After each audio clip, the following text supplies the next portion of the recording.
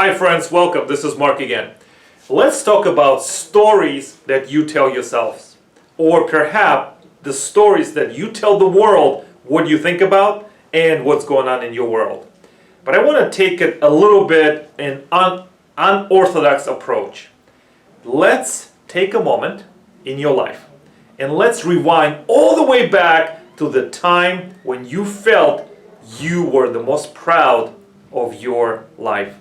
Perhaps it was with your parents when you were 6 years old. Or perhaps it is when you met your sister or brother for the first time. Or perhaps you got an award in school that you are so proud of, an award that you may not even understood at the time, but now you as an adult, someone who is a functioning citizen and member of society, you know that this was one of those reminders of the beauty, the potential, and value that you have in your life. So I want to take you back to a moment that happened to me. I remember our teacher, she was a teacher teaching the entire class. She had an assignment. She said, "Kids, today I want you to write a reflection on the story that I assigned to read to you a few months ago."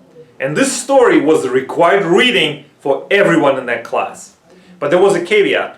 She said, "This is an assignment and I am going to leave the classroom and go wherever she was going." Maybe she was going out for a cigarette, maybe a smoke, maybe to meet with her husband. Who knows? And what was the most interesting thing, this is the very first time I experienced this, when an adult left children to their own devices without any supervision for 50 minutes.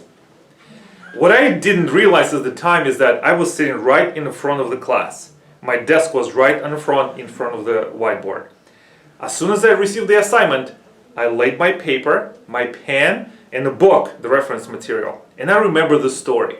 It's about a grandson and a grandfather and their interaction and the way that they went fishing, and grandfather was teaching lessons of the grandson and the grandson was teaching lessons of the grandfather. And what was interesting is that it was just me and the assignment on hand, me and the pen in my fingers, and touching the paper on the desk.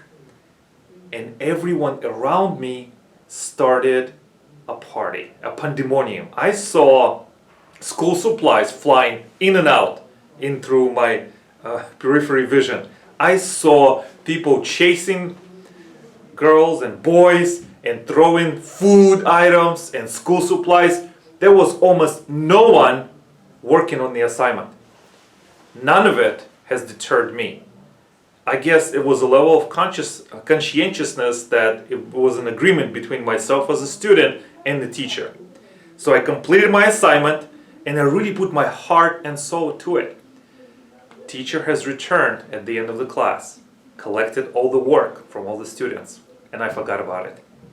A few weeks later, there was a general assembly, and the entire school was there. Principal, vice principal, and the visiting dignitaries. Turns out, this was a contest. This was a contest, and for some miraculous divine intervention reason, my paper from the second grade was selected as the best one from the entire school.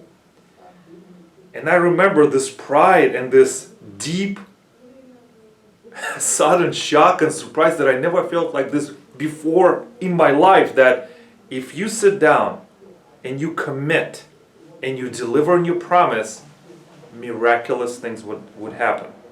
As an adult, I think about this moment very often, and what this moment has taught me is that you have a promise to deliver on your gifts and your abilities, not even paying attention or regardless of what everyone is doing.